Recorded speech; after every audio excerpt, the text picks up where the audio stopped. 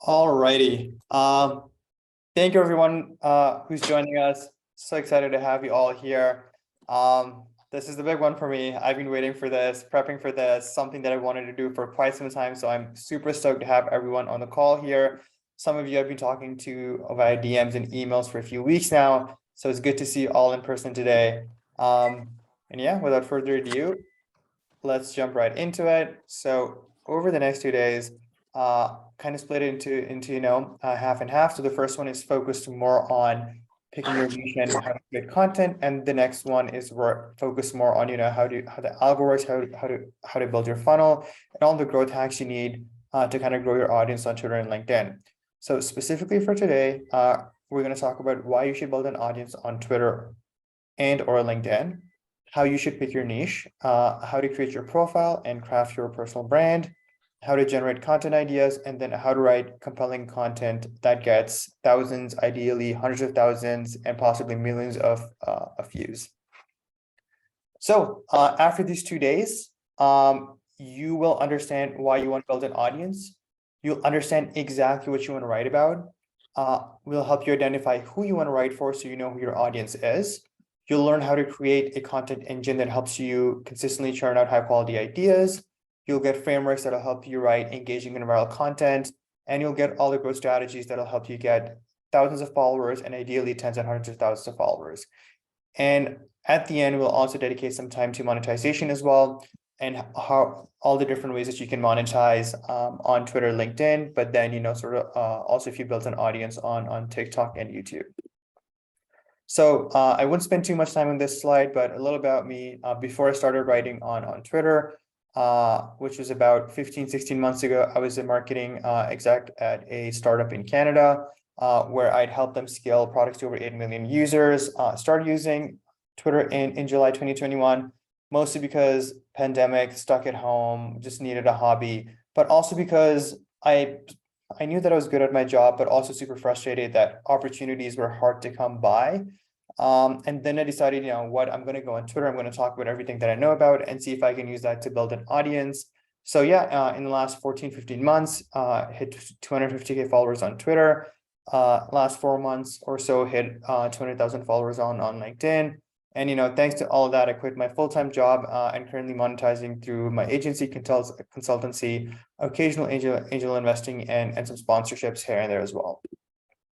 So before I started, 95, a career as an exec, good at my job, but honestly, nobody knew me, and frankly, nobody cared. I was a bit introverted, stay at home, listen to podcasts, reading books, wasn't really the sort of person to go to social events and kind of schmooze. And super hard to find opportunities, despite the fact that I knew that I was good at what I do. So today, Twitter entrepreneur with almost 500,000 followers, built a network that consists of CEOs of billion-dollar companies, received over 100 different job opportunities through my DMs, which led me to the idea of building my own agency and then building my consultancy. Got 4 different revenue streams, and yeah, also currently negotiating a book deal. Very early stages, but yeah, excited to see how that goes. So, a few reasons why you should build an audience. It helps you build a career moat. Your audience is the distribution for your skill set. So your skill set is your product, and then the audience is basically how you get the word out there about how good your skill set is. Second thing, it helps you build a world-class network in a very short amount of time. So if you're in the traditional career ladder and you work at a big company, chances are you might never even get to meet the CEO of your company, let alone the CEOs, execs of other companies. And it's not just about, meeting these folks for the sake of meeting them. It's also about, finding mentorships, getting connected with opportunities, and, learning from folks who are a few steps ahead of you. And if you are here as a sort of like a marketer or an exec and you want to learn how to build a marketing channel for your company on Twitter or LinkedIn, this is definitely the place you want to be. And, most importantly, just to sort of summarize it, by building an audience, you increase the surface area of luck. So you're in a position where instead of chasing opportunities and chasing customers, they basically start chasing you. So that, it's about flipping the equation from going to a point where, you are maybe, the next time you are in search of a job or the next time you're looking to sign a new customer, you should have a backlog of job opportunities and customers. You shouldn't have to go out there and look for months and months and worry about where you're going to be if you lose your current job or if you lost your current set of customers. With that, a very important question first up is, what do I even write about? What should my content even be about? I talked about this a couple of days ago in Jesse's session, but for folks who were not there for that session, it's essentially the intersection of three things. Your niche is at the intersection of three things. Number one, what are you interested in? Content creation, building an audience is a long game. If you're not interested in what you're writing about, you're eventually going to burn out. It's going to feel like a chore. And then you're just going to give up and think that, you're not good enough, or, that you picked the wrong niche or something else. But the reality is like, you were just focused on something that you weren't really all that interested in. So I think that's like, the first and the most important thing. The second thing you should care about is what you're good at. Now, in my case, I was obviously a marketer. I already knew that I was good at it. So that's what I talked about. But when I say good at it, it doesn't necessarily need to be your job or something. So for example, if you're a company, hopefully, you understand your niche well, you understand your customer, you write about content that resonates with them. And if you're writing about yourself, you want to accelerate your career, or you want to build a business online, you should have done a lot of digging into this. We've all seen on this call, we've seen threads or LinkedIn posts where someone will say, I've read 100 books, or I've talked to 100 customers, or, I looked at 100 pitch decks.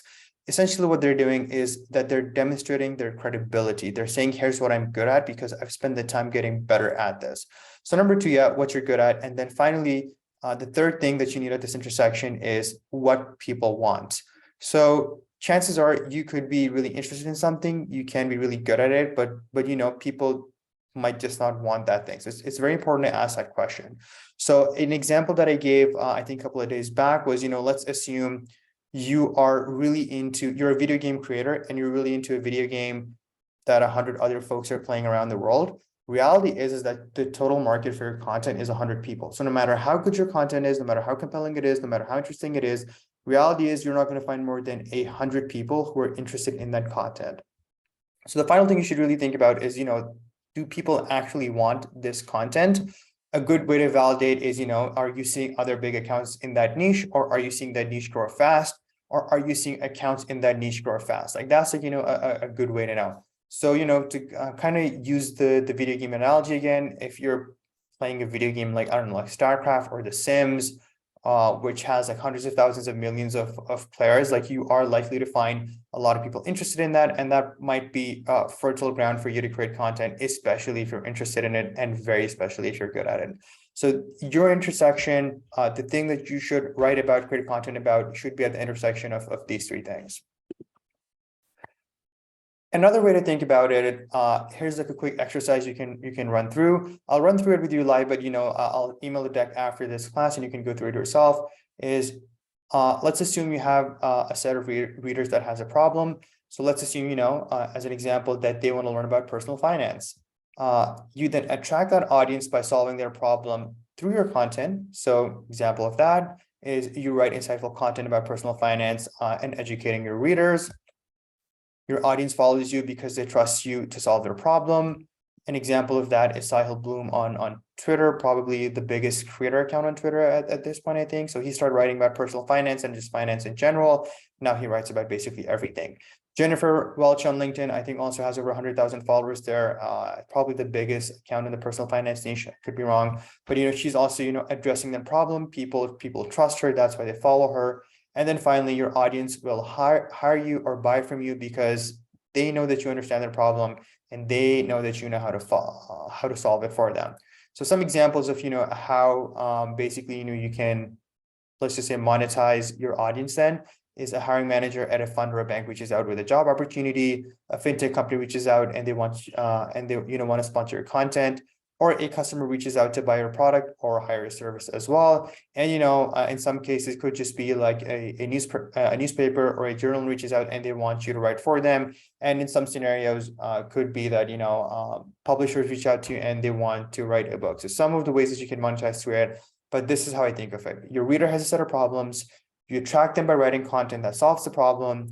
Your audience then follows you because they trust you. And because they have that trust, down the line you can monetize and get them to buy from you, or get them to hire you in some sort of way. So moving on, a big question, is that a lot of creators have early on is sort of like finding their why. Even if you figure out what you want to write about, you're sort of like, why should I do this? Like, why should I invest my time and energy into doing this? So a very simple way of doing this is that you need to have a clear understanding of, one, what you want from audience building. Number two, what success looks like a year from now. And third, how you're going to get to your definition of success. So I've condensed all of this into a statement that you can go ahead and fill out. We'll do this in a couple of minutes, but essentially for me to, whatever your goal is, I need to build an audience of whatever the audience looks like by writing about, X. So, for me, it was,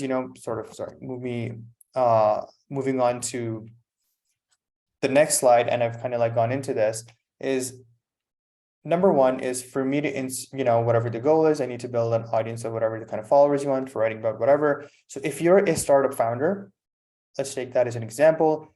This statement would look like, for me to raise money and find talent for my food delivery startup, I need to build an audience of VCs and tech talent by writing about consumer tech, one example. The second one that you should answer, and that's the first exercise we went through, is basically, writing content that people want. The question you should ask yourself is, or the statement you should fill out is, my target audience wants whatever, the problem is. I will create a certain kind of content for them to attract that audience. So example, let's just say you're a fitness instructor. You'd say, my target audience wants to learn about losing weight. I will create content about delicious low calorie recipes to attract that audience. So let's take a quick 5 minutes, I'd say, and fill out these two questions. So put it on a notepad or a Word doc or on your phone. And, let's take 5 minutes and fill that out. And if anyone's comfortable, please feel free to come up and share that with us, and I can give you some feedback on it if you want. So yeah, 5 minutes, it's 16 to the hour, and I'll stop. I'll call you out at 21.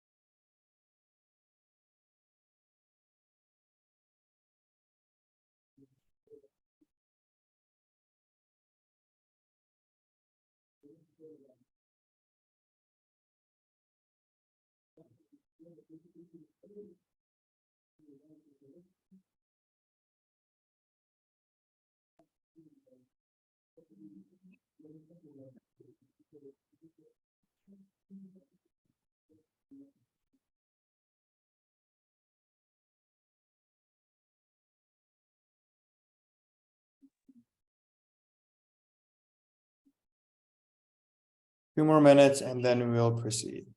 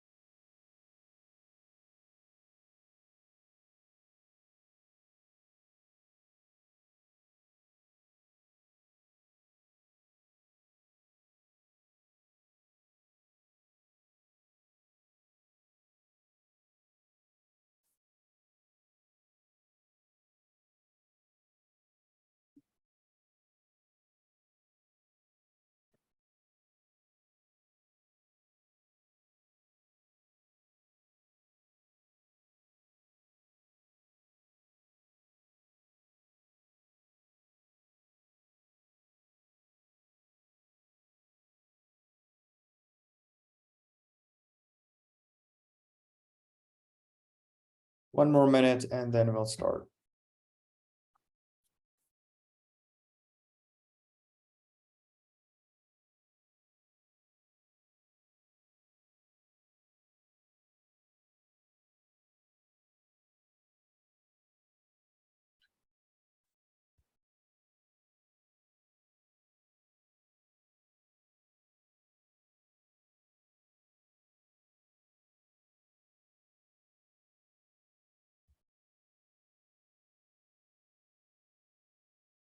Alrighty, so that's the 5 minutes. Does anyone want to come up and share their answers before we move on?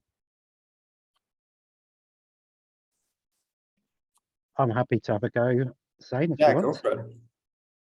Okay, so the first one, for me to make £20,000, I'm in the UK, per month, I need to build an audience of 25,000 business owners by writing about growth strategies and tactics. And the second statement is my target audience of business owners wants to generate more leads, close more sales, and make more money. I will create content on growth strategies to attract that audience.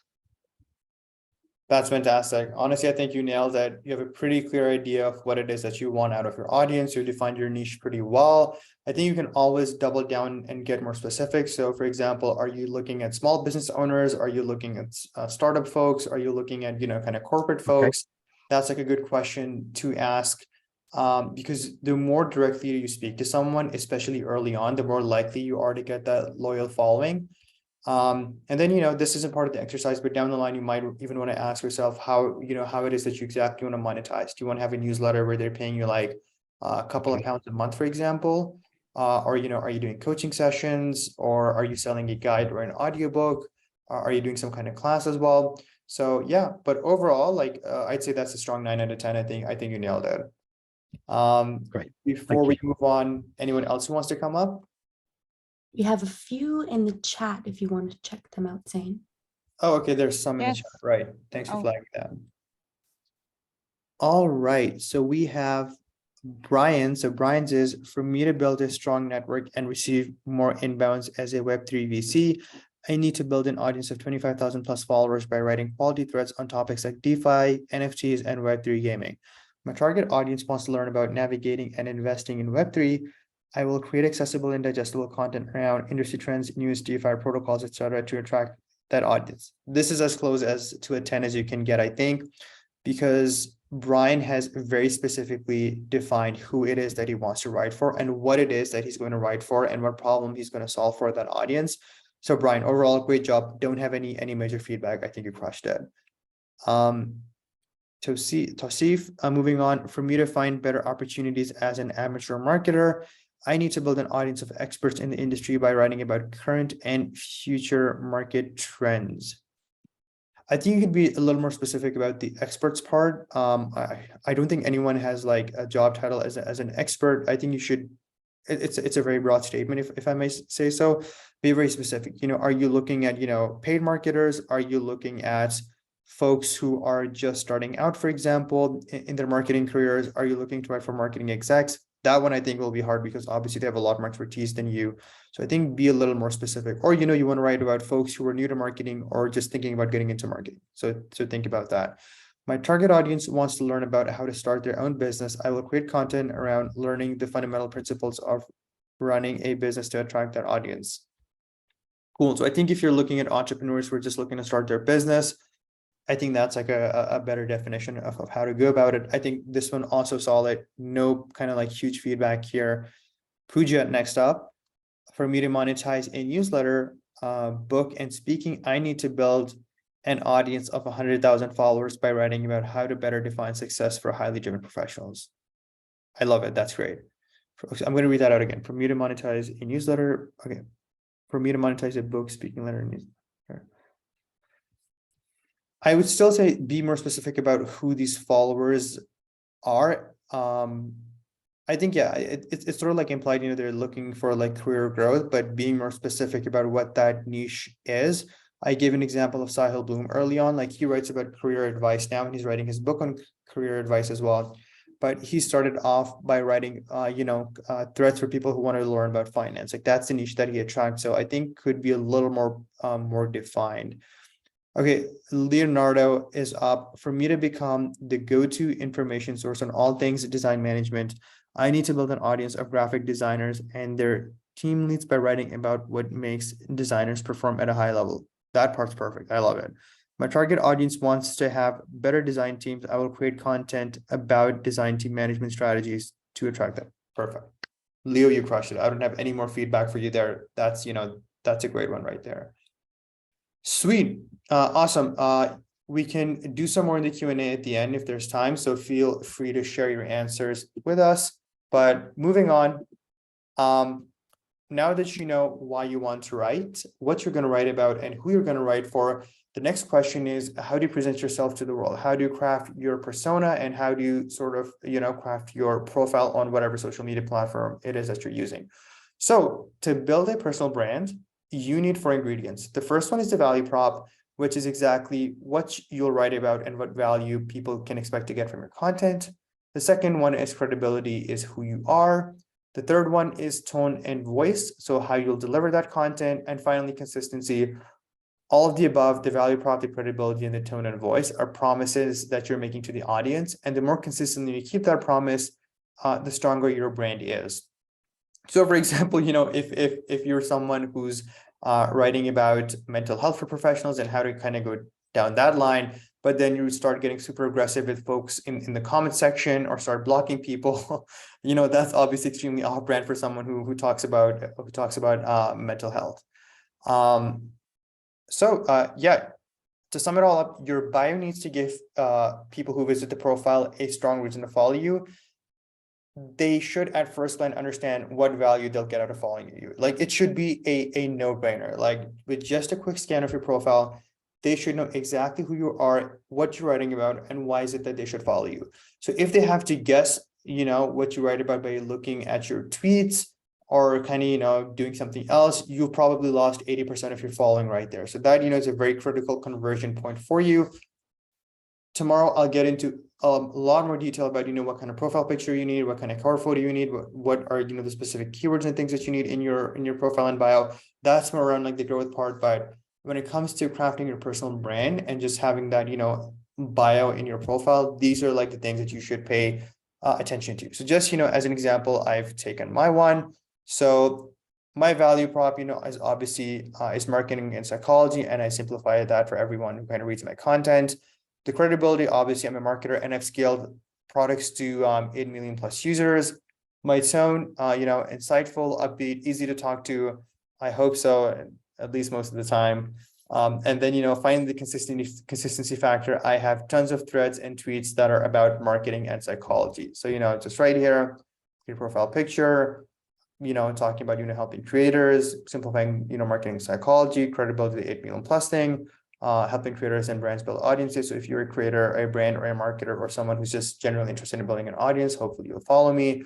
There you go. Obviously, there's a big following number there, which obviously helps with the conversion rate. But I started from 0 just over a year ago. So yeah, you'll get there. But even if you don't have that big following number, I don't think it makes like a huge difference. So cool. Now that you know what you want to write about, who you want to write about, what your profile says. Next thing is, how do you find ideas to write about? And this is a hard one. Like it took me a long time to figure this out because early on, I think you have a lot more ideas just because you've been thinking about it so much. But you do hit a certain point where you run out of ideas, and that's why you need a system to come up with good ideas. So the first thing is that quality content production starts with quality content consumption. So if you're consuming quality content, you are likely to have good ideas and you're going to produce quality content.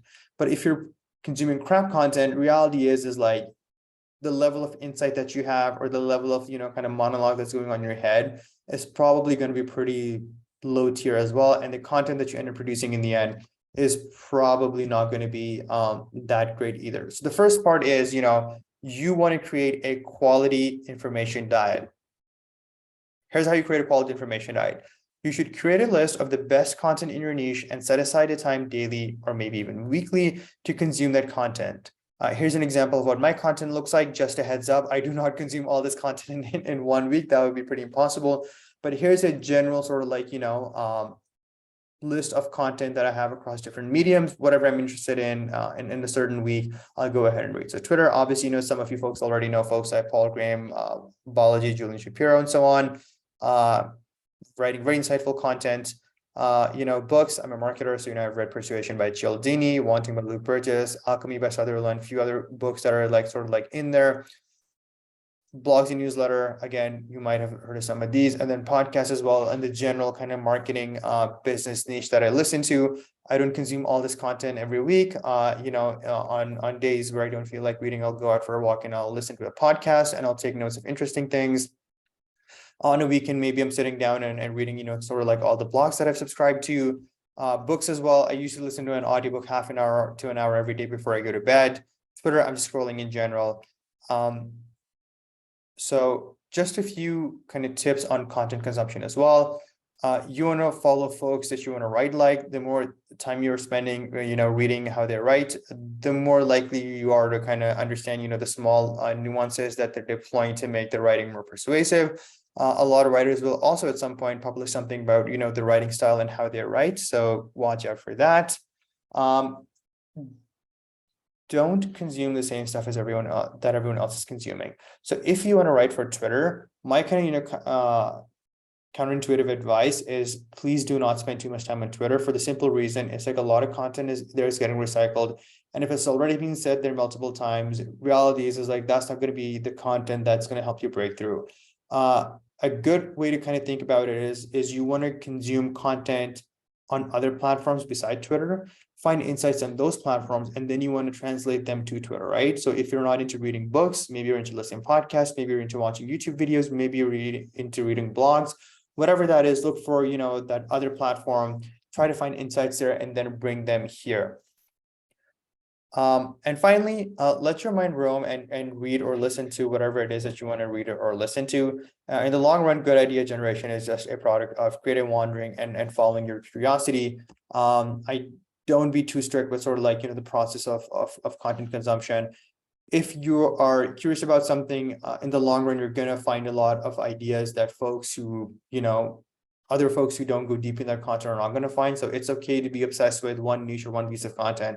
And really dig into it if that's what you want. Second important thing, once you have a system set up for consuming good high quality content and having high quality ideas is taking notes.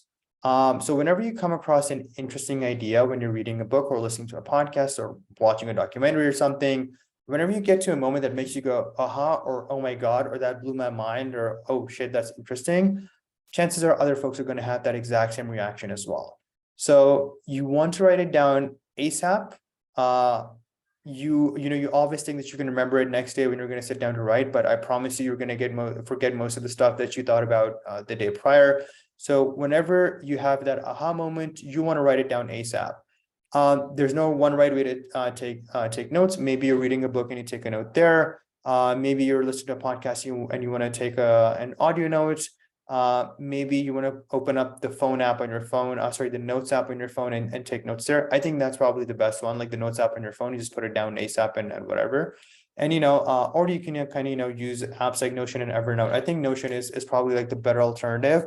And I do like write a lot of my notes in Notion as well. I'll take them down on my phone as soon as I think of them, and then I'll go put them down in Notion and start organizing them and go around them. So I have two documents at the moment. One is for storing interesting ideas, and then the other one is for ideas I want to write about. So if I see something that makes me go, aha, I'll write it down. And at the end of the week, I'll sit down and I'll find all the things that made me go, aha, or interesting, and I'll see how I can mold that content and make something of my own. So if I look at a piece of content, I can say, do I agree with this? Can I give an alternative take? Do I disagree with this? Can I give the opposing argument in an interesting way? And sort of, basically, let that marinate in my head for a few hours and come up with ideas. And always, note the source. Early on, I wasn't noting the source, and I always used to forget. But definitely, if you are taking ideas from a certain author or a certain video or something, you definitely want to credit them. So yeah, don't forget to credit. Quick view of what my note-taking system looks like. I personally like to keep things simple. This is in I've created this in Notion. It's pretty simple to make.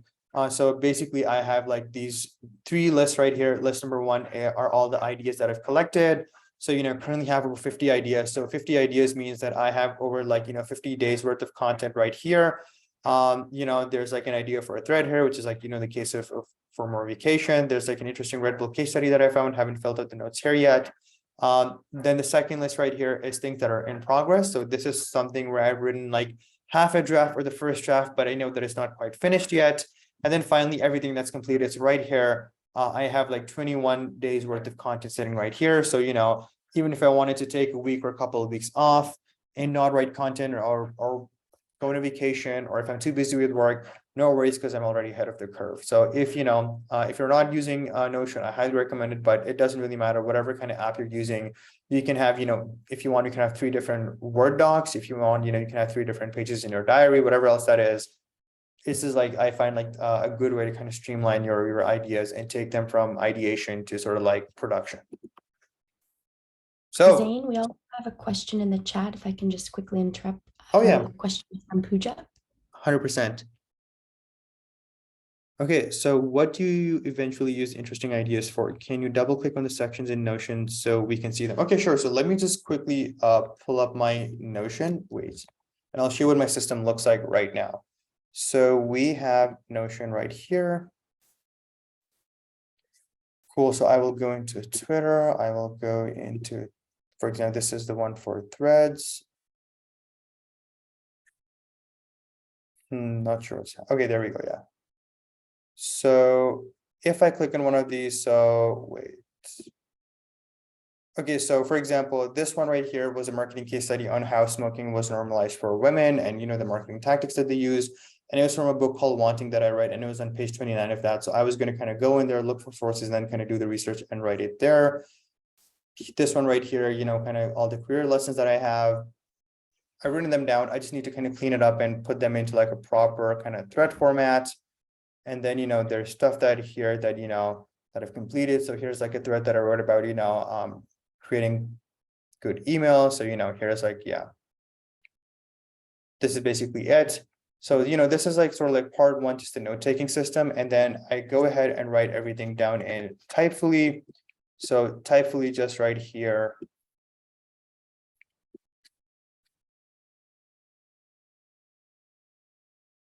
Cool. So Typefully, you can see I have like a ton of stuff sitting on my drafts, like over 100 different things that I've typed over time. Some of these are unfinished, but overall, like, if I've taken an idea from there, I put it down here, and then, yeah, that's basically how I think of it. And, when I'm done with it, then I'll schedule it. So if there's something right here. Sorry, my internet's okay. It's not connecting to servers, but I think everyone looking at this gets the gist of it. So hopefully that answers your question, Pooja. So moving on, let's talk about how you actually write the compelling content. So, we've kind of gone from what it is that you want to write about, why you want to write about it, who it is that you want to write for, how do you find compelling ideas, how do you kind of build a note-taking system, and now we're going to get to the part about how you actually write compelling content. So one thing that I want to say is people focus on growth hacks a lot, and to some degree rightly so, but growth hacks come and go. Quality writing is the only timeless skill. So overall, at the end of the day, it is the quality of the content not necessarily the growth hack that's going to get you to where you want to be long run. So I want to dig a little bit into, before going into, how to specifically write things and all the kind of, literary devices and everything else that you can use, is what makes a tweet or a LinkedIn post worth reading. So all great content has one thing in common. It sparks a strong emotion in the reader. It just makes them want to read it. So here's, a few different emotions that, quality content can spark. So first of all, my favorite, the content is insightful. Like someone reads it and they go, oh, crap, like I had no idea this is how this thing worked, or I had no idea this thing even existed. So, insightful is probably the most powerful one, especially, if you're a company or a creator who is, kind of intent on monetizing. Second one, controversial, where, you go, oh, wow, like this is like, pretty crazy stuff that I'm reading.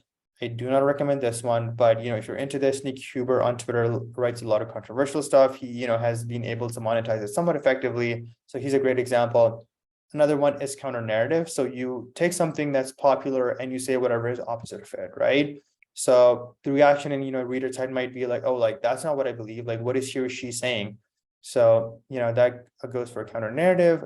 Next one is elegance. You know that this was true, but, someone says it so beautifully that it just makes you go, aha. A lot of like, the kind of, fortune cookieism kind of, I guess, falls in this category. Humor, I guess, not much to add there. Positivity, you read something, it's uplifting, it's an underdog story, or like a rags to riches story, and that makes you go, oh my God, that was epic. It made my day. I want to share this with other folks.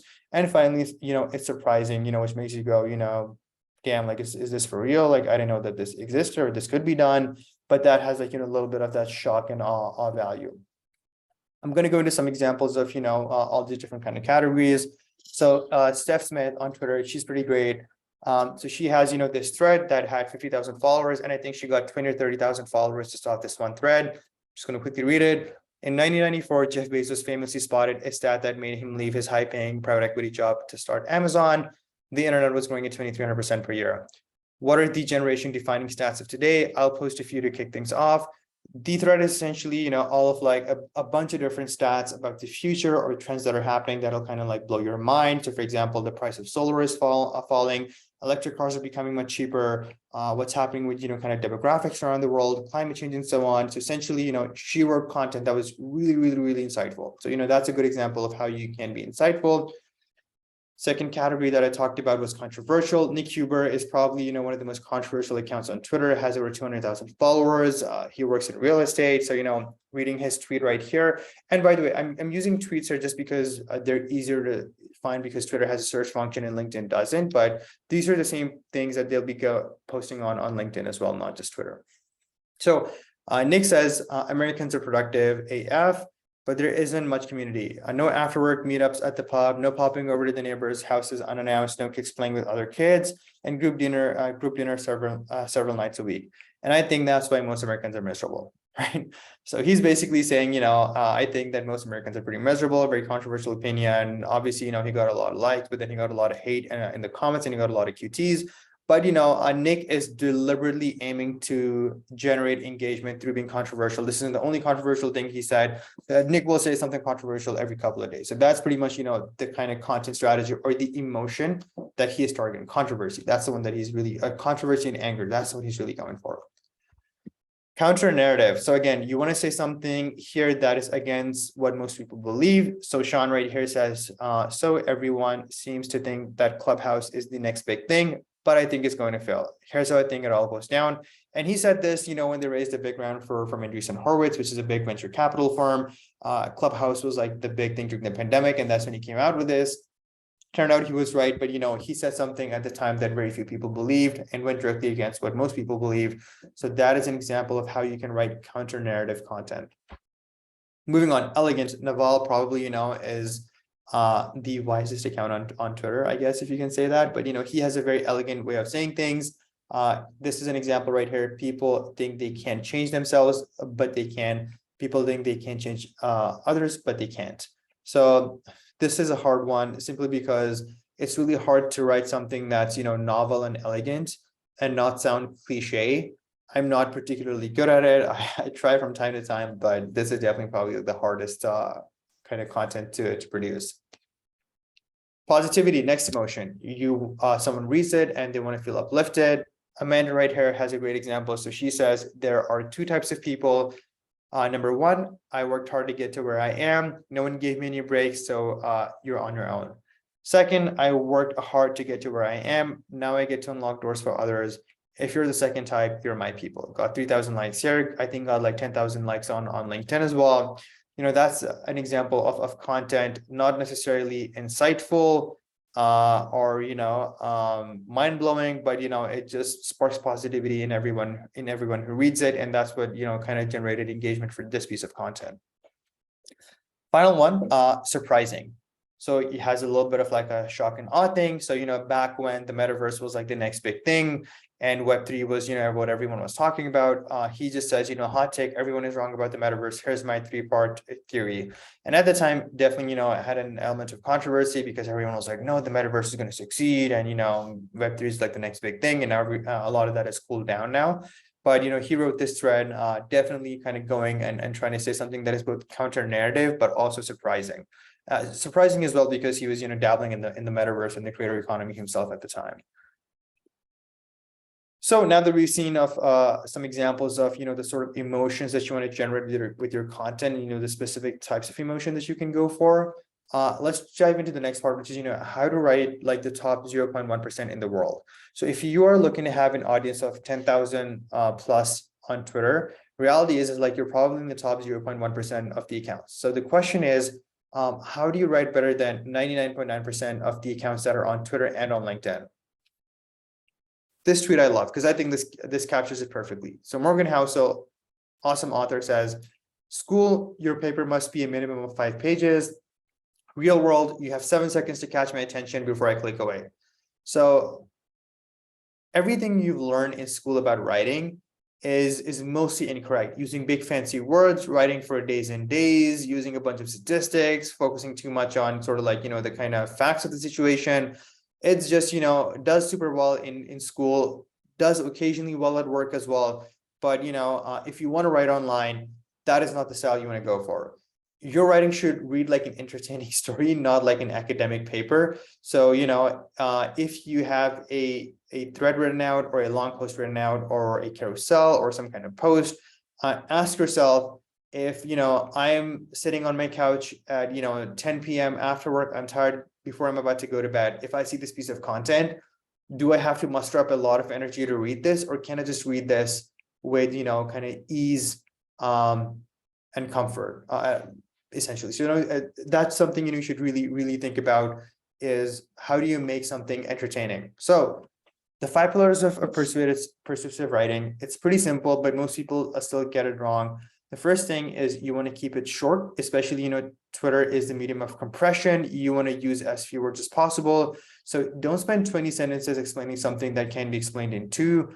I think this is, in the fortune cookie genre of tweets, that's something that can occasionally do well. It's like, you really compress something into like one statement and you capture the essence of something.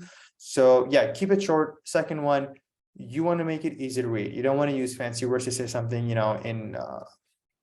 don't try to sound like a college professor, essentially, right? Try to use vocabulary that someone who's in 5th grade can easily understand. You want to keep it simple, so don't use a lot of words describing something that you can just describe in 1 or 2 words. Fourth one, and this is the most important one, I will go into more detail down the line, is you want to grab the reader's attention with the first sentence. There's a lot of content on both Twitter and LinkedIn. People are seeing hundreds of posts as they scroll, and if your post isn't grabbing their attention, reality is like no one's going to read your content. So you can have the most awesome piece of content, but if you don't have a great first line, reality is no one's going to read it, and the whole thing just goes to waste. Finally, you want to write like you talk. We learned this in school, is you want to use active voice instead of passive. So instead of saying I ate a cake, instead of saying a cake was eaten by me, which is obviously very clunky, but that's how a lot of people write in school. You want to say I ate a cake. Keep things simple. When it comes to content, and this is like another thing that I've one of the hard lessons that I really learned over the last like 15 months is that long formats. I've experimented with a lot of different content. I've done video, I've done audio. I've done short posts, I've done long posts, but the reality is that long form wins. Single tweets and LinkedIn posts, they get a lot of likes, and at someone who's looking for outside must think, okay, this thing got like 10,000 likes, so it must have gotten them a few thousand followers. But the reality is no. The secret to getting more followers is to write threads on Twitter and carousels or long posts on LinkedIn. The reason for that is that threads and carousels build a deeper engagement with your audience, and they demonstrate your expertise around the topic in a way that simply, short posts just can't. So, if I see a single tweet from someone that's, 2 lines, sure, it communicates some degree of like understanding of a topic. But the reality is like, if I really want to demonstrate my expertise, I really show folks that I understand and know something. It's really hard to accomplish that in kind of a couple of lines. People want to see something that's a lot longer.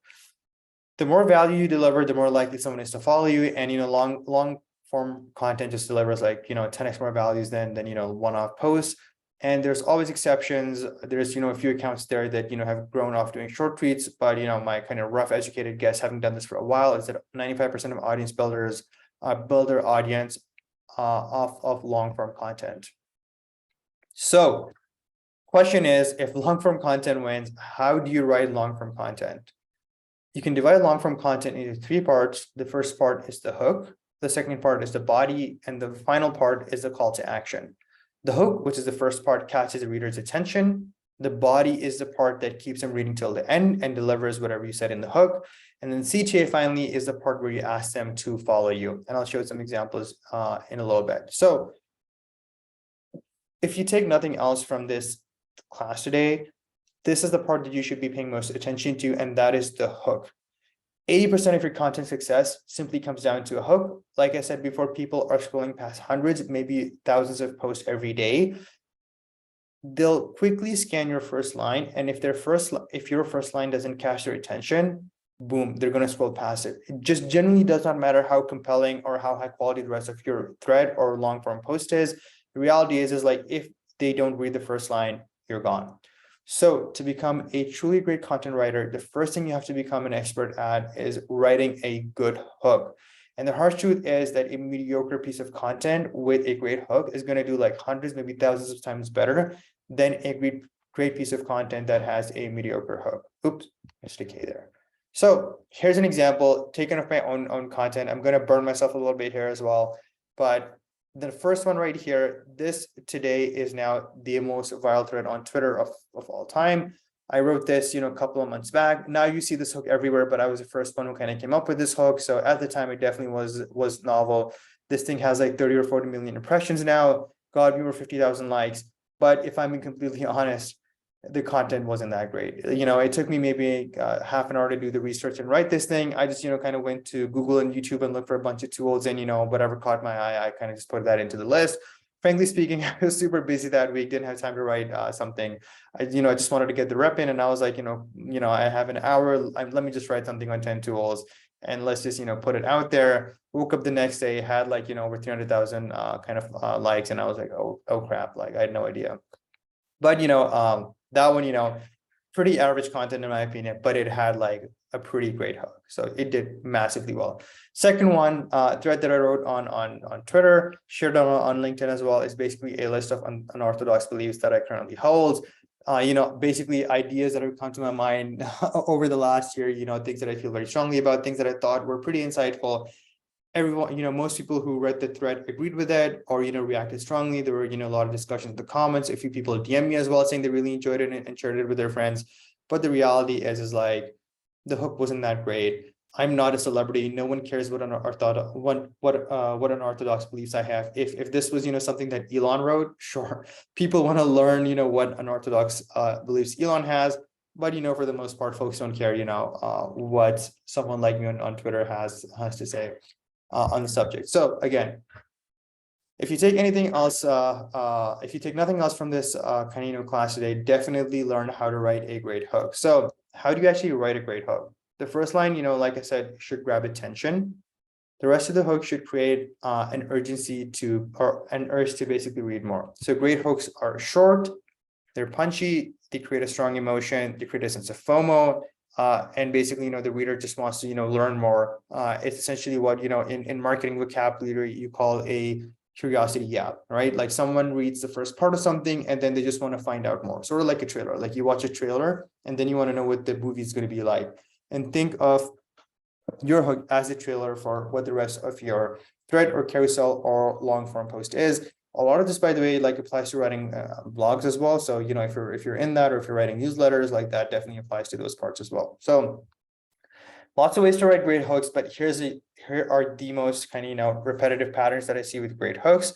First one is that it solves a problem. So for example, you're writing a thread that's going to teach folks how to negotiate their next raise.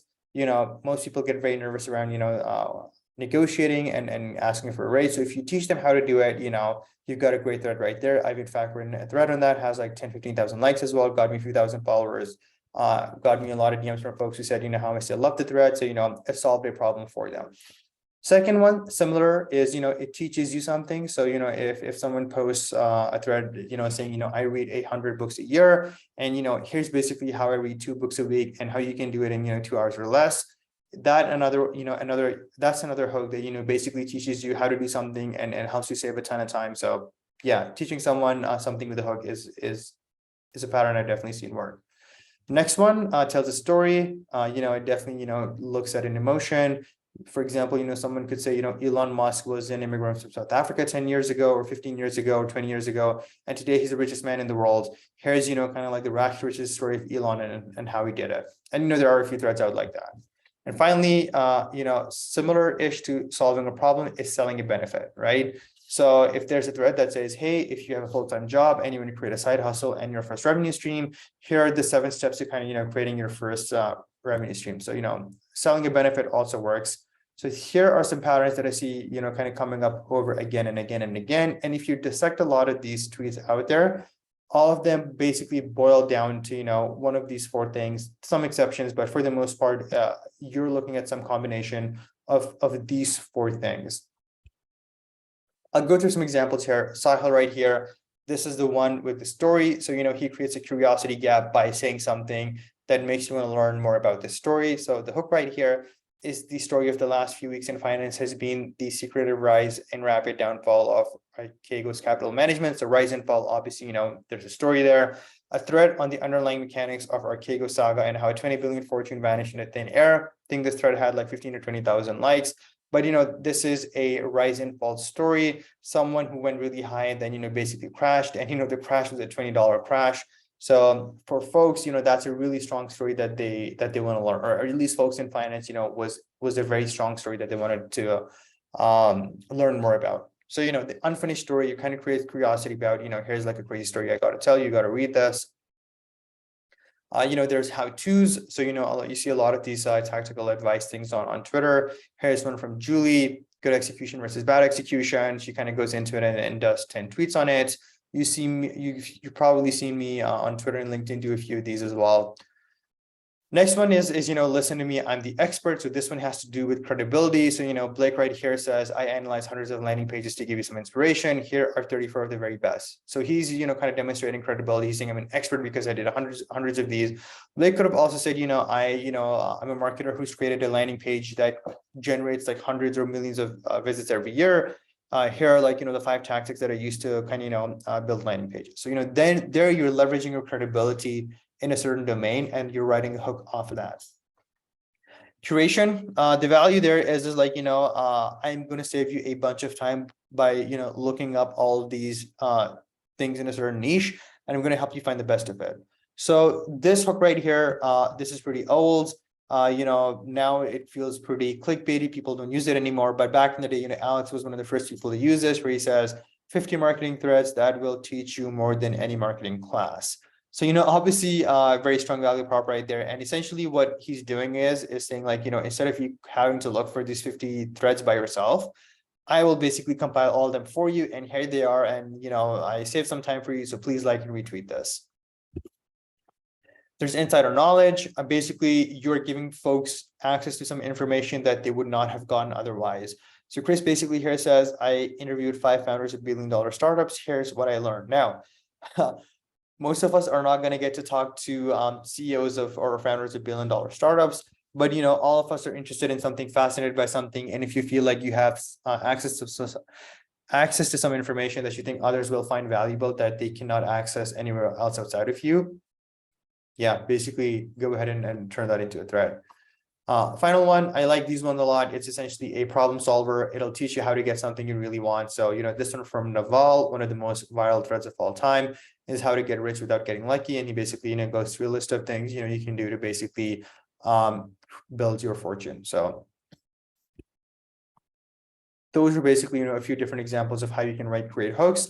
Stay tuned for tomorrow. So tomorrow I will give you kind of my own hook library, which has a lot more hooks in there and basically a bunch of templates that you can use that'll help you save a bunch of time if you're looking for inspiration to write your own hooks.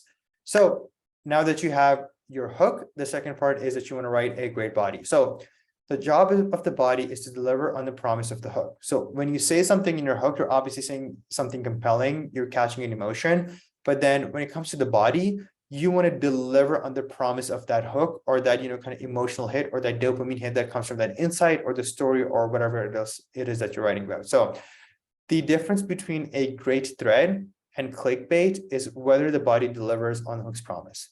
That's basically it. So some best practices for writing a great body: you want to have one idea per paragraph or tweet. You want to space it out. You want to keep your sentences short. You want to use bullet points or number lists when possible. You want to use images and charts to communicate difficult ideas. You want to be specific. So, use numbers and stats when possible to add clarity. And finally, you want to make it as easy to read as possible. Some examples here.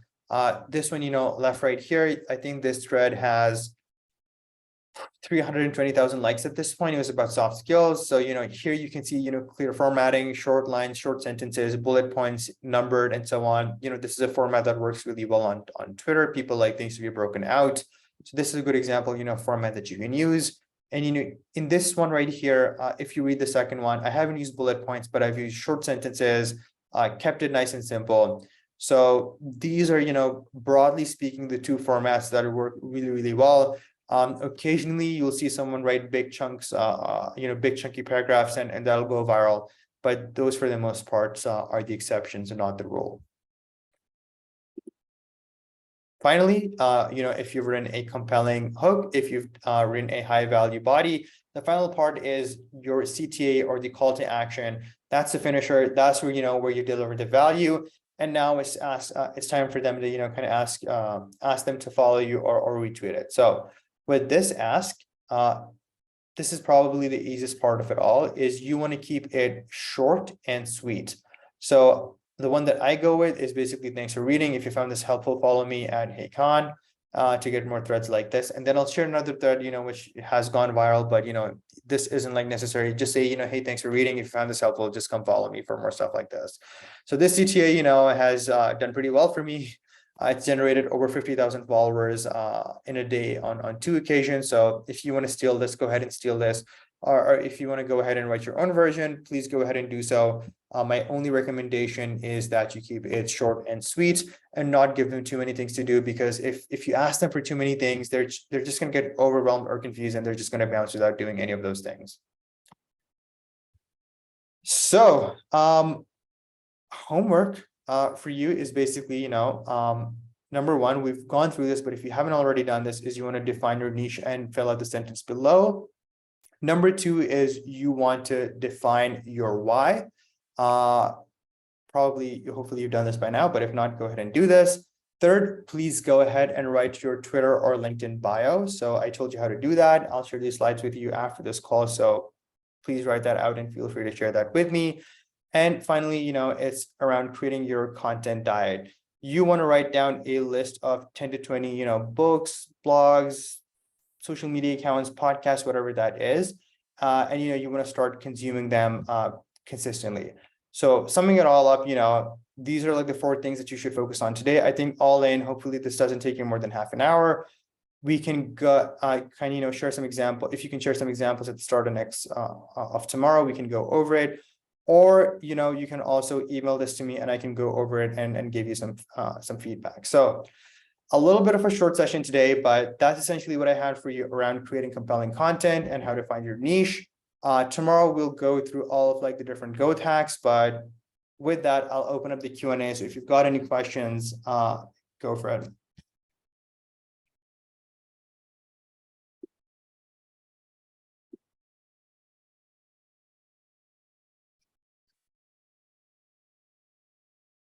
All right, awesome. So Leo says yes, slides, please. So yeah, I'll email that in the next couple of hours as soon as the video is uploaded.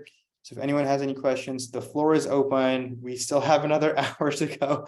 So lots of times for us to take some questions here. Yeah, I got a question, Zane. Yeah, go for it. So you said early on in the slides, you were mentioning this intersection between the interests, what you're good at, and what people want.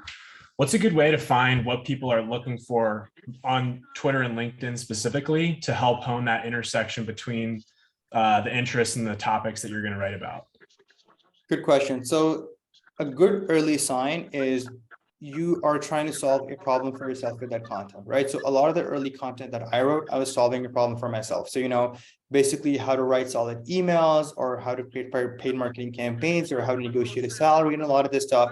And with that, it was pretty obvious to me that, you know, these are problems that other folks are trying to solve. There's millions of emails marketers out there. There's, you know, hundreds of millions of folks out there who are trying, you know, get their next raise and negotiate their salary. So, you know, that's one way to think about it.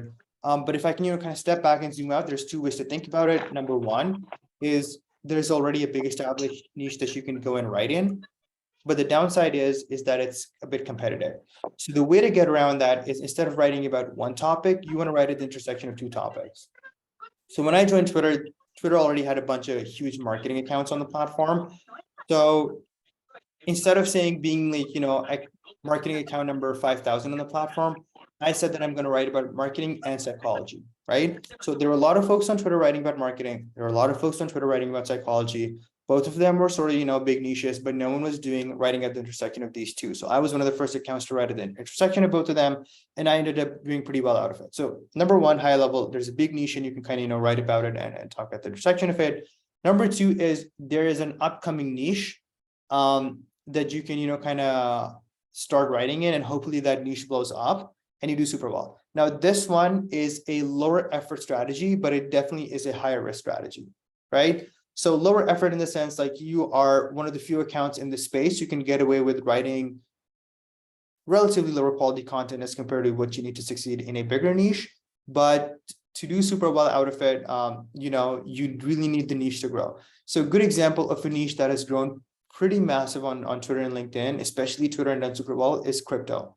So crypto, you know, if you were writing about crypto in the last 3 years, you probably amassed a huge audience because there was a huge interest in the space. Today, that space on Twitter might be something like machine learning and AI, for example. You can probably, you know, go start writing about it and build a pretty big niche there. Tons of other examples. But, you know, those are kind of like the two broad ways that you can look for the niche and verify if there's demand or not.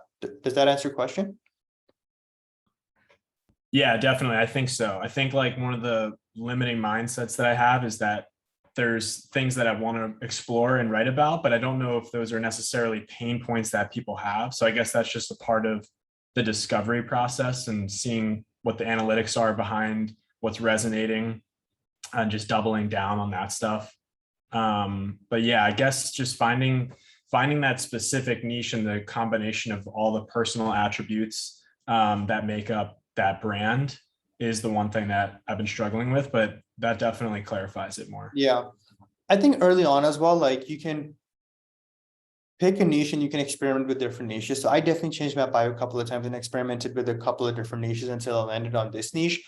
The beauty of being like, you know, starting early on is that you can say basically anything and get away with it because no one will remember it, right? So if you know, if your bio is that I am the personal productivity guy or the personal productivity girl, and then you change it to I write about, you know, crypto and Web3 3 months later, no one's going to remember, no one's going to care, you're going to be totally fine. So when you're, you know, later on, you know, when you try to do that, you can't get away with it. So you know, Anthony Pompliano, who's a huge kind of, you know, crypto account on Twitter, last month basically took off his laser crypto eyes and changed his bio from crypto to, you know, kind of being like general business stuff. And he got roasted hard on Twitter for doing that. So he's like, you know, you were supposed to be the guy who's bullish on Bitcoin and crypto, and you of all people have now changed your bio and, you know, kind of changed your profile picture and gone off brand. So early on, you know, if you feel like your niche isn't working, if you feel like you aren't getting a lot of response, and if you feel like you aren't seeing a lot of other accounts in that niche, yeah, definitely keep experimenting and trying out different things. All right, let me ask you a question, Mr. Zain. Yeah, this is more specific to companies. Say you have a company that already has established, let's say, call it blog, right? With so let's say 1 million, views a month or whatever it is, right? Lots of articles being posted every day and so forth, right? What is some sort of general recommendation to start posting in LinkedIn specifically for this company? What I'm trying to say here is that let's say that this company has a lot of resistance, right? Their funnel, their whole business is about posting to this website. It's about gaining leads through this website and so forth, right? And then they see LinkedIn with skepticism, right? How would you start? How do you start this, right? How do you start, let's say, a new blog there, right? Imagine that LinkedIn is like your new blog, right? What do you do, right? Is it about repurposing content? Is it about, right, thinking strategy specifically, of course, right? But yeah, just trying to make a conversation slightly Sure. away from personal brand here and see if we can. Yeah, 100%. So I want to make sure that I understand your question correctly. So you're saying if there's a company that already has a successful blog that has millions of views, how do you convince the internal stakeholders in the company to try out something like LinkedIn, Right, or something like that? Correct. Very much so. Yeah, they view generally social media with huge skepticism because their success is all on SEO and ranking and in Google basically, right? The whole thing is about that, right? So nothing has worked for social media, right? And of course, bear in mind that there's never put any effort in it too, right? Anyways, so I want to hear your thoughts on it. Yeah. So I have my own agency, and we kind of work with a lot of companies who are doing this stuff, and we'll often have folks come in and say we want to do this, but internally the company is very skeptical. How do we do this? So the first one really is if you have a competitor that's doing it, that basically gives everyone inside the company FOMO, if I'm being realistic. So like that's thing number one. If you have another company or competitor in the space that's done this super well. So, if you are an airline right now and you're looking at what Ryanair is doing with all their content, you're basically thinking, why can't we do this, right?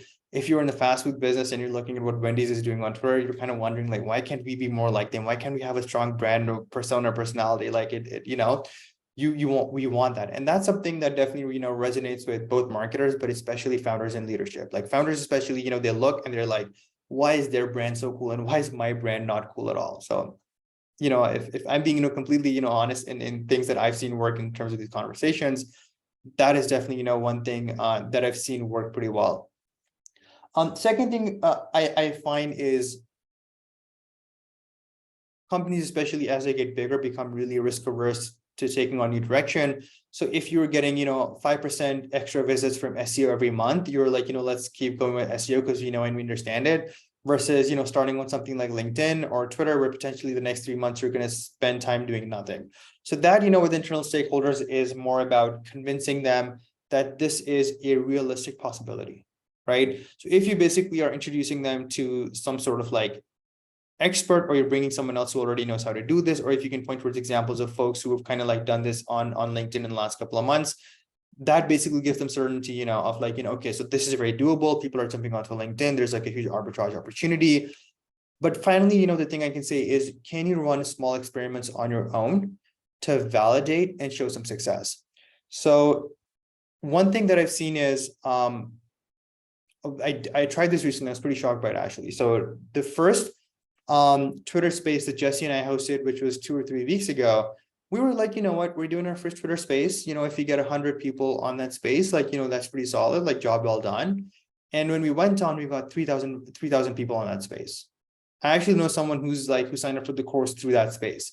So number one is like, can you run small experiments or, place small bets on this platform that'll demonstrate the value of this, right? So at my previous company, the first company that I was at, and that's how I convinced them to do this, is when I was experimenting on my own and building my own kind of profile on Twitter, I wrote a thread early on that ended up getting like 5,000 likes and something like 100, 200,000 impressions. And I was like, okay, it took me half an hour to write this. This could have been our brand, and these hundreds of thousands of impressions could have been top of funnel for our brand. So those are, some things that I would say, especially with, the kind of LinkedIn stuff, it's not that hard. Hopefully, you'll learn a lot of like actionable tactics in tomorrow's session around like growth, especially.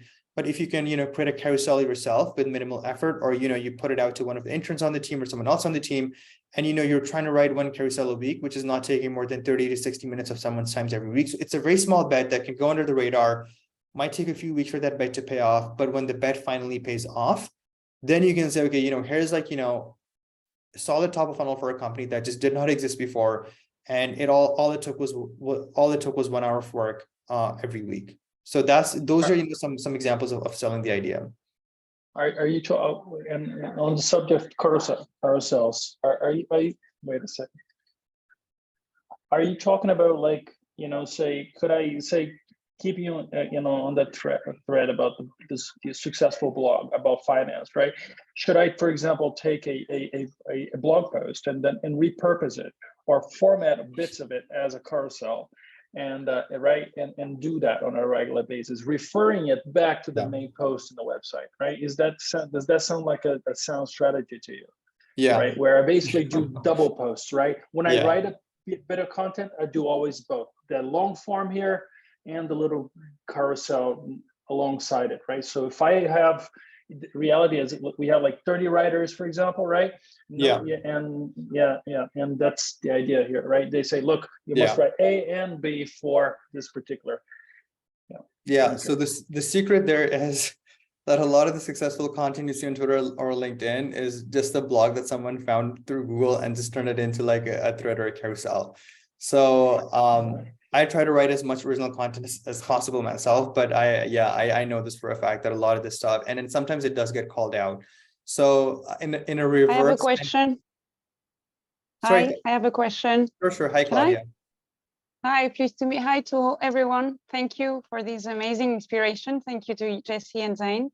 I'm based in Barcelona. I would like to ask you a question. I am an entrepreneur. I am a freelance journalist and I'm a marketing consultant, but the tricky thing about your profile is when you have different talents, as many of you, of these participants are today. So when it comes to make it short and to the call to action, in fact, this is related to the list of services that you provide, right?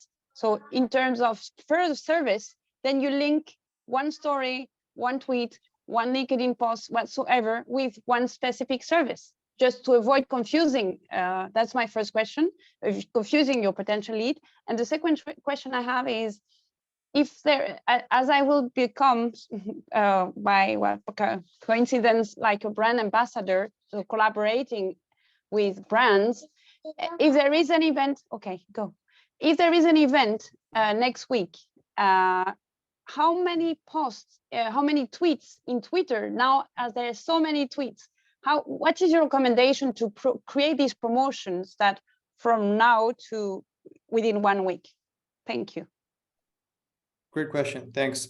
So I would definitely say, if you have a product or service that you want to sell down the line, you definitely want to start about content that relates to that product or service. Second thing I'll say to that is you want to focus on giving value first and then promoting second.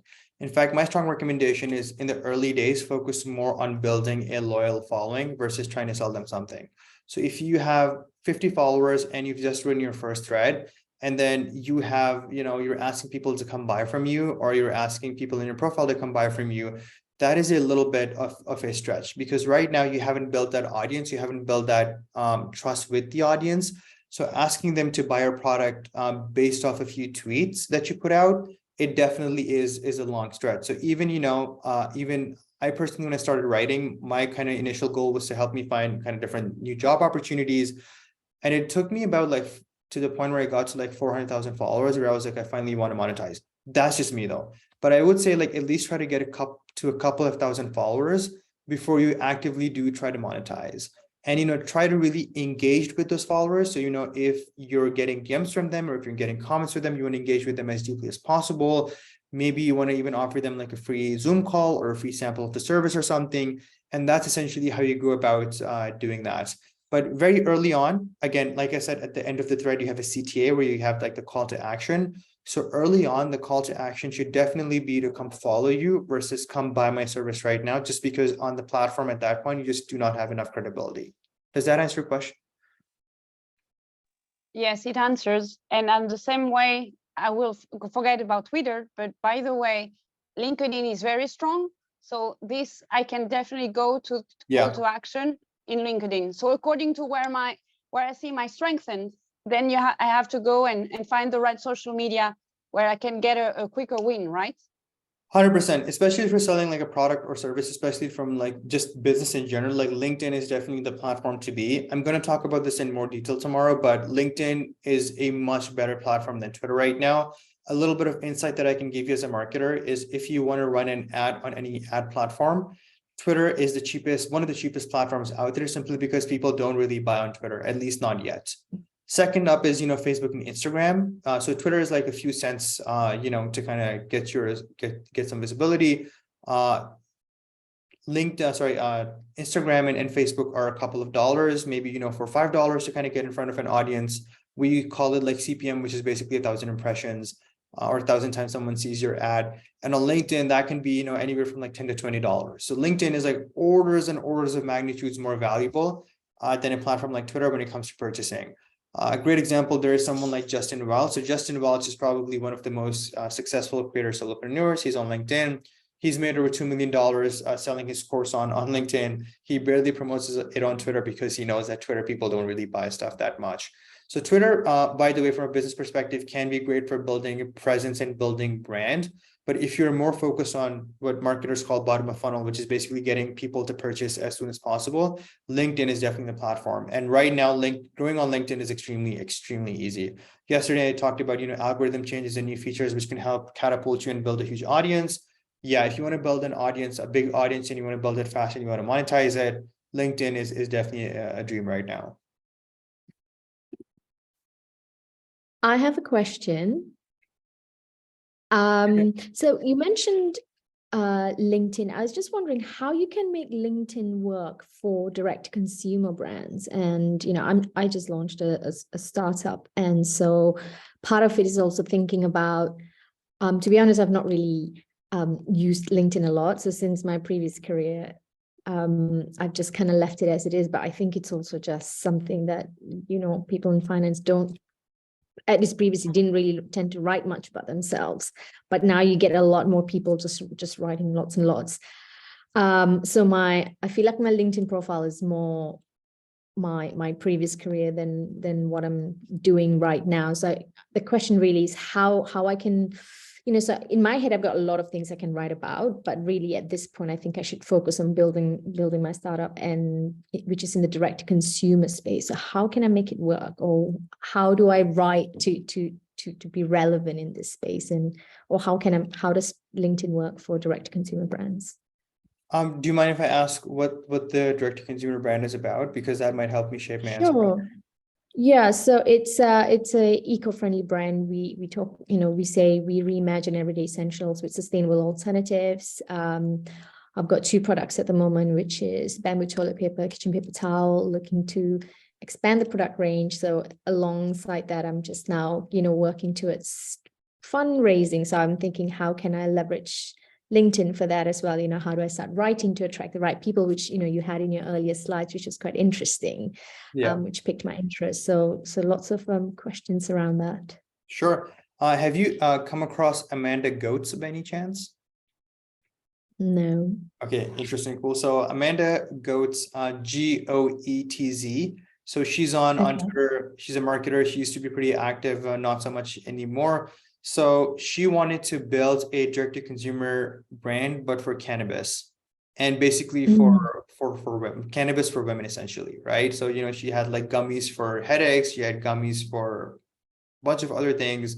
But Amanda Goetz is a great example of a founder who basically built an audience on Twitter first, and then she basically, kind of leveraged it to go ahead and raise money. She raised a few $1 million, and the company was recently acquired. Like she announced it last week, I think. So she, in the space of 2 years, went to building her own D2C brand, to selling it, and she did it mostly through like Twitter. Like Twitter is where she found so her early employees, where she found her early customers, and also where she found VCs and early funds as well. So she's a great case study. I'll quickly show you this so you know basically what to look for. So if you go to Twitter, and this right here on the right, and I'll talk about this tomorrow as well, it's a great tool called Twemex. It's a Chrome plugin, you can download it. So what Twemex basically does is if you go to someone's profile, so I go to Hassan's profile right here, I basically see Hassan's top tweets or top threads on the right here. So 39,000 likes, 7,000 likes, and so on. So similarly, if I go to Amanda Goetz's profile, here she is, I'm following her. You see all of her stuff right here. So Amanda, basically, she wanted to build a D2C brand for women. So, she talks, a lot about personal growth and personal development. She talks about, women, and, here's one about fertility, but she also had a previous career as a marketer. So, if you have a previous career in finance or something else, do not shy away from writing about it. But if you want to write about things that are deeply personal to you, so, here's like, about fertility, for example, she's written a bunch of other stuff right here. Yeah, so she's writing about like her divorce and she kind of learned through building her D2C company and everything. Don't hesitate from writing about it. So one of the ways to obviously build your presence on LinkedIn or Twitter is to talk about your product and what you're building. That's a completely valid way. But another way to do that is for you to basically talk about yourself, have a strong point of view on things, write about those things. People then essentially become super fans, and that's how you kind of get your early customers. Another great example of someone who does this is West KO. So West KO right here has 151,000 followers now. I think she started approximately a year ago as well. So she basically writes a bunch of content that she just finds interesting. She doesn't even write about online education. Maven, that's her startup, essentially what that is. So here's one about onboarding your team. Here's one about managing up. Here's one about storytelling. Here's one about managing up again. So she doesn't write about education, but folks then kind of come to her profile, see that she's co-founder at Maven. They'll kind of go check that out. She'll also promote different courses in the platform through her profile as well. And then if you go to Maven HQ, if Maven writes something or tweets something, there you go. Wes will often kind of retweet it as well. So that's another way that if you build a strong personal brand, that is one way to find early customers and find VCs. Maven, by the way, in case you haven't heard of them, education company, they actually reached out to us to host this course, and I think they've raised like 20 million plus or something from Andreessen at this point as well. So could be wrong about that number, but I definitely know that they've raised from Andreessen. So some good examples if you're looking to build that profile and kind of attract that early talent and capital. There's no one right way to do it. Early on, experiment as much as you can, see what works, and then double down on it. Does that answer your question? Yep, thank you. Zane, we have a question in the chat, and I also have a question after that. Cool. So let me just pull up the chat. You mentioned typefully.com in passing earlier. Can you recommend any other tools that you use that you can help process the creator? Thanks. Okay. So you'll see a lot of kind of threads and things online that said, hey, I'm a creator who has X 100,000 followers, or I generated X 100,000 in revenue, and here are all the tools that I use. I promise you, it for the most part doesn't matter which tool you use. So I use Typefully, and I only use Typefully because someone recommended to me. There's other ones like Tweet Hunter and a few other ones that you can kind of use to schedule your stuff. So don't worry too much about the tools that you're using, but generally speaking, high level, like some tools that you really should have. I just talked about Twemex right there. So if you're on Twitter, you should do Twemex. If you're on LinkedIn, there's one called Taplio, which helps you see the top LinkedIn posts on LinkedIn. And again, it's not just about seeing what's successful for other folks. It's also about seeing what hooks are working for other folks. It's also about seeing, how you can kind of tap into a certain content, a certain niche of content, or kind of repurpose and do your own thread out of it. So that, Twemex and Taplio for Twitter and LinkedIn, just to see what's working on the platform. Second one I'll say is analytics. So, Twitter's own analytics are pretty good, but if not, you can find a bunch of different analytics kind of things out there. Elo.ilo.so is one of the early ones. Tablio does statistics as well, but analytics is one of them. And then finally, you want something for writing notes. So I personally use the Notes app on my phone, and I use Notion, which works pretty well for me. But yeah, find whatever it is that makes it easier for you to write notes. So yeah, number one is gathering intelligence through these kind of Tweetmix and Tapio. Second one, a little bit of analytics. And then finally, you want something to kind of organize your notes and a place to write your content. And yeah, by the way, these things are pretty good for if you want to schedule as well. So if you're using Taplio and stuff, yeah. So Taplio is spelled Taplio. I just put it in the chat if someone wants to look it up. Oh, by the way, yeah, nowadays you also have a lot of AI tweet generators as well. So there's one called Tweet Hunter. So I'm putting the name right here. So if you are struggling for tweet ideas, you can go to Tweet Hunter. And you can use that to kind of generate ideas for tweets and threads and so on. There's also one that specifically helps you generate hooks. If anyone's interested, email me and remind me, and I'll kind of send it to you because I need to look for it. But yeah, if you're really struggling for ideas, go ahead and do that. You can use these platforms to generate ideas. I personally don't use them. I find a lot of the content there is like stuff that's already been used, but if you're really struggling for ideas and you want to kickstart something and you want some content, yeah, kind of go for it. Oops, sorry, Just a quick question, Zane. Yeah. If I thank you so much. This has been awesome.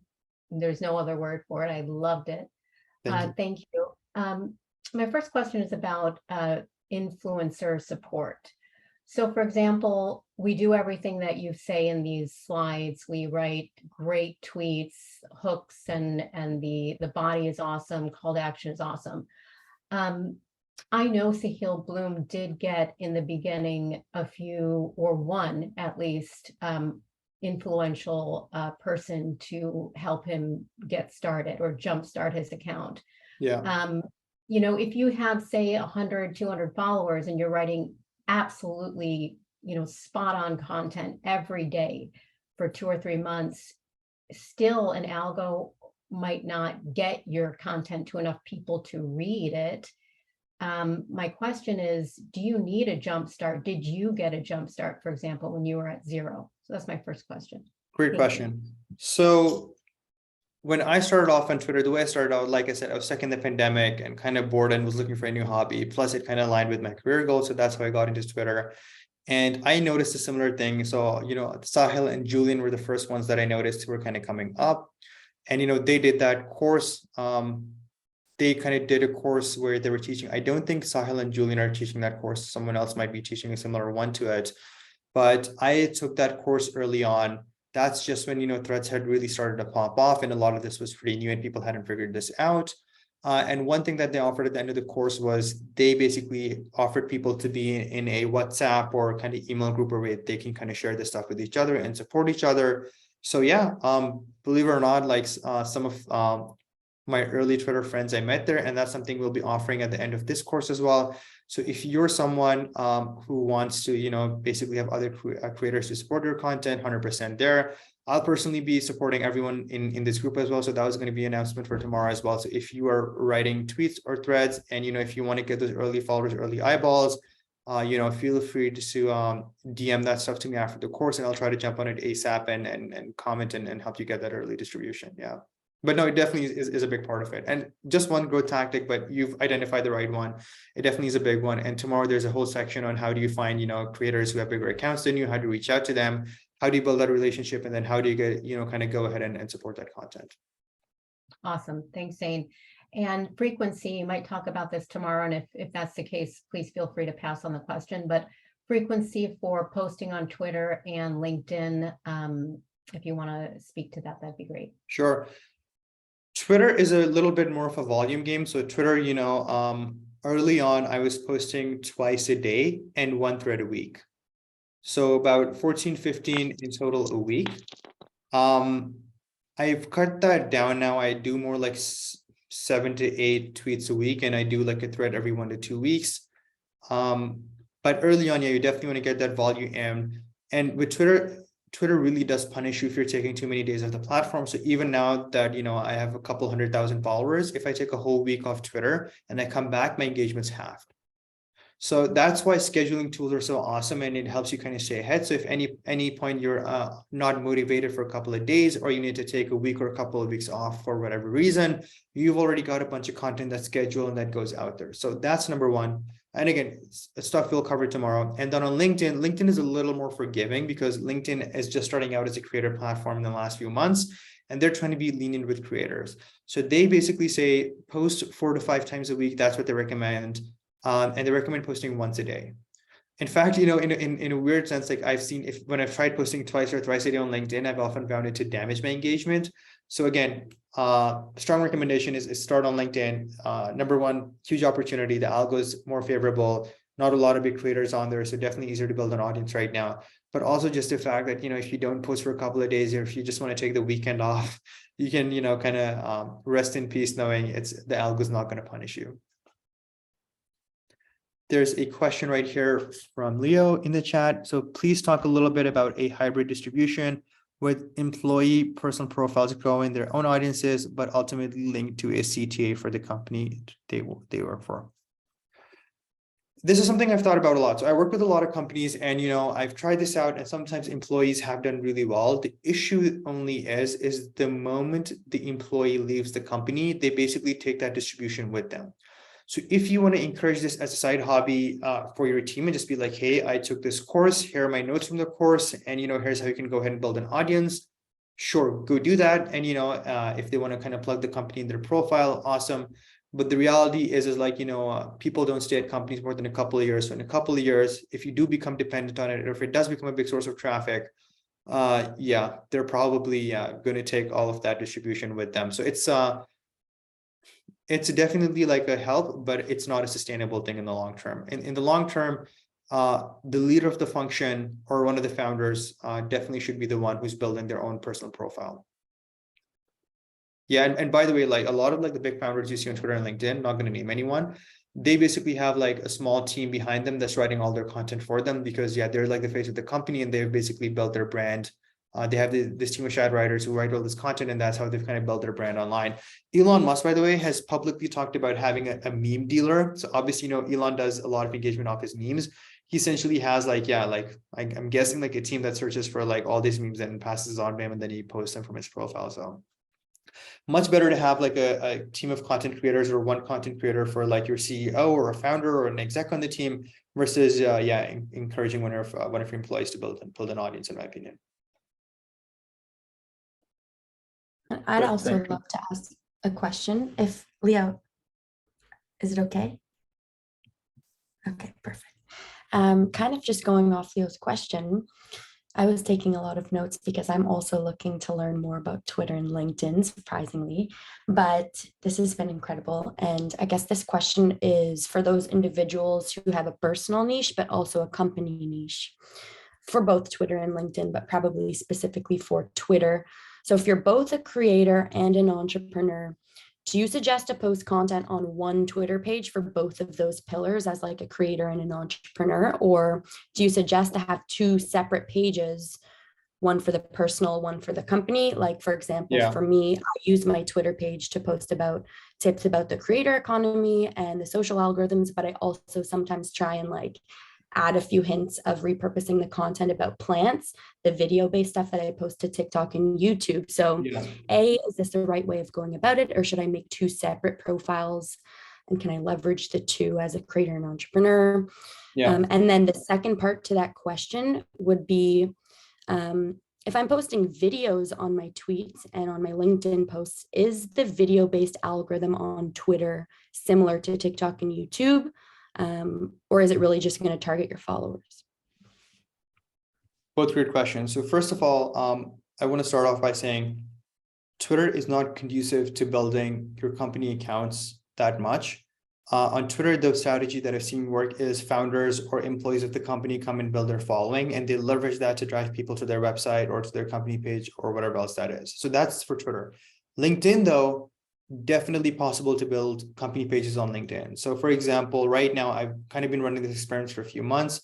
So I launched a few different pages on LinkedIn just to see, if what I can get to work. So I started 5 pages. All 5 pages are over 10,000 followers now. And, combined, they're like 100,000 followers now in just the last 3 months. And it doesn't have my face. No one knows I'm running those pages, completely anonymous.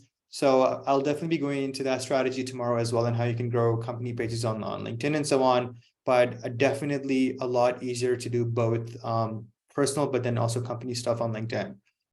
That's number one. Number two is around the video algo.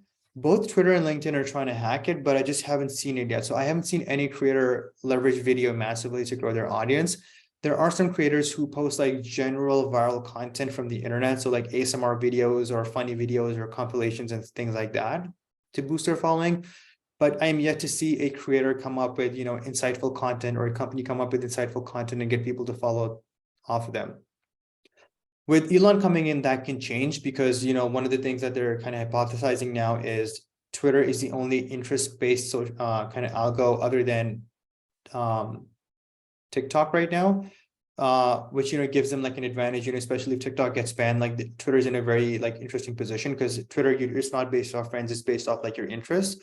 So that could definitely be one thing. On LinkedIn, I've had folks from the LinkedIn team reach out to me and say, hey, we're trying out video content and we're trying out video carousels and stuff. But again, I keep a pretty close eye on LinkedIn, and I'm not seeing anyone leverage it massively to kind of, drive growth right now. So yeah, yet to see it. But again, maybe you're the first person who cracks it. Like you've tried, TikTok, you crack YouTube, a lot of these other things. So yeah, maybe you're the one who can go ahead and crack that out. It is surprising to me that Twitter and LinkedIn, it doesn't seem that they're gearing towards being like both a written and video-based platform. But I feel like if they started to incorporate that algorithm that all other social media platforms have that are video-based, they could boom, right? Yeah, no, you're right. So on Instagram, for example, I see a lot of written content do super well. So they've kind of, captured it pretty interestingly. But also, Share Raw Bottom has blown up on video on LinkedIn. Okay, awesome. So I need to go check. No way. Bottom out. Okay, cool. This is for you, Jesse. Because like I know a creator, he's mostly a YouTuber, but he's also on Twitter, Epic Gardening. And he has a plant page on Twitter just for the plant stuff. And then he has like his personal page where he posts insights and company stuff. So I'm thinking, well, should I go that route, or should I stick with having my personal page and just, hybridizing the two? And it's kind of a tough decision, but I guess like you can't really go wrong with trying both and seeing which ones do better. It's just a little bit more time consuming to have 2 profiles that you have to post on. Yeah, 100%. I think if you went down the route of like posting your plant content with like a profile dedicated specifically to that, I can definitely see it working on Twitter for sure. And then LinkedIn maybe is the place where you talk more about, kind of your professional stuff. Like personally, like I follow you for your professional stuff. Like you're in marketing, you obviously know your stuff. So like that's what I follow you for. But I don't know, maybe the niche of folks like me is relatively smaller of niche of folks who are interested in seeing plant content. Exactly. And I guess that can be leveraged over to anyone here who sort of like Leo was mentioning, where like you have your company and your team, but then you also have your personal interests that you want to start thinking about indulging and posting about. So I guess becoming a hybrid creator on every single social platform, whether it's the shorts and the long form algorithm on YouTube, the personal versus company on Twitter and LinkedIn, you kind of it becomes part of your strategy.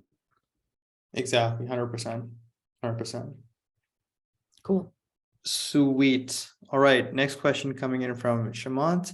Also, quick follow-up. You mentioned earlier the founders built a following on Twitter instead of LinkedIn. Can we also make it work on LinkedIn as well right now? I built a founder following on LinkedIn. So, okay. So they built their following on Twitter because building a following on LinkedIn just wasn't a thing a year ago. Like a few folks had a following on LinkedIn, but LinkedIn wasn't taking kind of their timeline feature pretty seriously. It's only in the last 6 to 12 months that they've really started ramping it up and changing their algo and bringing in new features and getting folks to kind of come in and post there. So if you wanted to build a following, like LinkedIn is the place you should be building your following, 100%. Like the purchasing intent on LinkedIn is much higher.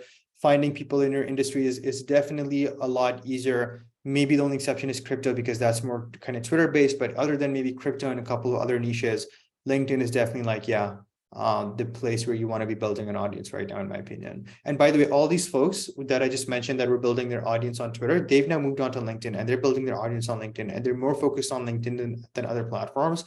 And for a few months in between, I was more focused on LinkedIn as well, just because it was growing so fast. But yeah, now I'm kind of like gone 50-50 and kind of try and balance both. But yeah, LinkedIn definitely is the place I want to be in building a following. And probably going to be a lot easier building a following there. Like one secret there about LinkedIn as well is people on Twitter like figured out how to build audiences and all these growth hacks, especially the content stuff that I shared with you. People on LinkedIn are living in the Stone Ages compared to like people on Twitter, right? So when I came to LinkedIn, a lot of this stuff was fairly intuitive to me. So like writing a good hook, writing long form content, having a CTA and all this stuff. And folks on LinkedIn just didn't know a lot of this stuff. So like when I hit 50,000 followers on LinkedIn, it took me like 6 weeks or something. I wrote a kind of long post about it. It's like, here's how I did it. And then I got some big creators in the comments being like, this is impossible. How do you do this? We don't believe you. We've been here for like years and we only have like 10 or 20 or 30 or 50,000 followers. We don't believe it. And then I go to their content and I read their content and it's all short posts. There's no CTAs, their profile isn't optimized. And I get on a phone call with them and I'm like, you need to do this. And when they start doing it, now they're seeing like massive growth. Like some of these folks have like doubled their following in the last couple of months. So people who came from Twitter like really came like, you know, armed to the teeth with like grenades and rocket launchers onto LinkedIn. And yeah, they just basically like invaded LinkedIn pretty fast. So Justin Welch was like one of the biggest accounts on LinkedIn. He has like 300,000 followers and he's been on there for years. And you know, he's the king. Like I love his content. He's super great. And then I just came in from Twitter with all like my growth hacks and I just blitzed my way to like 200K in like 14 weeks. And everyone was like, what the hell is going on? So yeah, just a little bit of like insight into like what the history of Twitter versus LinkedIn audience building looks like. Hey Zane, maybe it's for tomorrow, but does the LinkedIn social selling index matter? I don't even know what that is, so the answer is most probably not. But maybe you can unmute yourself and tell me what the social selling index is because I haven't heard of this before. Hi, Zane. It's like it's LinkedIn kind of gives you a ranking in terms of how you rank in the network and also how you rank amongst in the industry that you're sitting in. So it sort of gives you a score and it's kind of, well, it's up to 100% basically. And then it basically says you're in the top 2%, the top 14% of the industry. I didn't know whether they use that to influence the algo. So if you've got a stronger score, then of course they'll pump your content out to more people. Yeah. Well, you know, 6 months ago, I had 200 followers and, you know, maybe 500 connections on LinkedIn. So if anything, I was like in the bottom 50% of whatever my industry is for sure. So, you know, even if it is a factor, I'm pretty certain that it doesn't matter that much. And also like I talked to a lot of creators on the platform, creators on LinkedIn that like have 1 million+ followers at this point. And yeah, like it just has never come up in a conversation. So I'm sure that it's safe to ignore. And also like when I've talked to the creator team on LinkedIn, like it's never something that's come up in a conversation. Like they've never said that there's a social score that you should optimize for in terms of getting your content more visibility. Okay, that's good. That's good to know. Thanks. Yeah, 100%. So next question is from Pooja. What's the best platform for conversion to newsletter subscription? Do you have a newsletter? Yes. So confession time. One of the biggest mistakes that I've made as a creator was not creating an email list early on. And it only kind of dawned on me later on. It's because when you put content out there, it's not like your content gets to all of your followers. So even though I have like almost 500,000 followers, on a good day, my content reaches maybe 100 to 200,000 of my followers. Like not everyone gets to see it, but every time I send someone an email, they get to see that content. You know, whether they open it or not is a different discussion, but at least it reaches them and they see it in their inbox.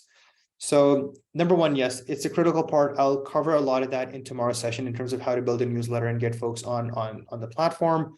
We'll share some case studies as well of folks who've done this super successfully. So The two that I've seen the most, review number one for Twitter is great because you can link it with your profile and people just come in and click follow. So if you go to my profile, you can see that you can subscribe to my newsletter.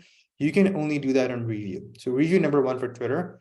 And then the other one that I've seen a lot is Beehive. So people might use review to capture kind of emails from Twitter, but Beehive is the one that folks use to actually grow. So a lot of big platforms are using Beehive or Substack. The good thing about Beehive though, is that Beehive lets you recommend other people's newsletters and lets other people recommend your newsletter in their newsletter.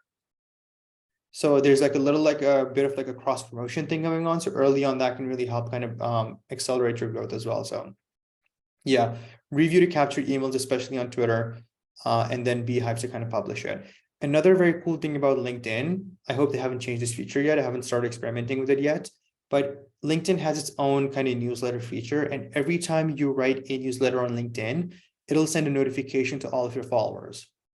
So that's like a pretty interesting way. So, you know, maybe not if you can't get into their inbox with every kind of newsletter, you can definitely get into their notifications with every newsletter that you publish on LinkedIn. So a lot of interesting things happening there. I know that Justin Welch made millions off Twitter at this point selling his course. He, you know, basically had this post which said, you know, he basically showed his revenue chart, and then there's this one day where there's like a huge spike, and then it kind of goes back to normal. And that one day he made like $50,000, I think. And I was like, what the hell happened? So I went back to that day, I looked through all of his posts, and I saw what happened. And what happened on that day is that he had put out a LinkedIn blog talking about his course.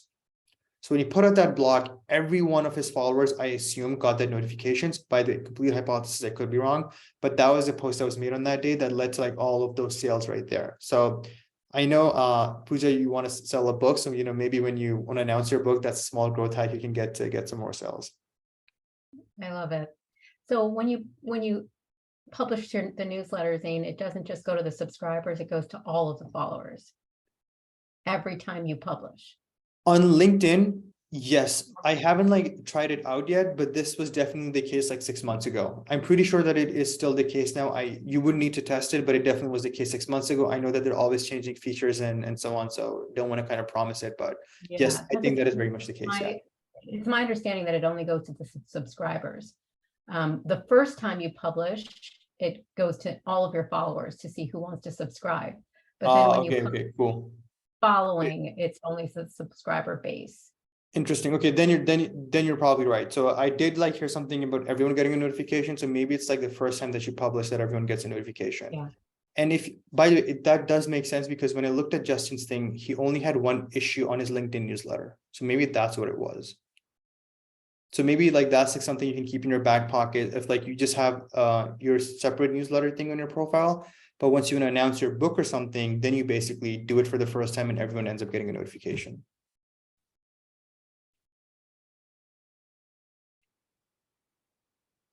Cool. Awesome. 8 more minutes to go. If you have any more questions, I'm happy to take them.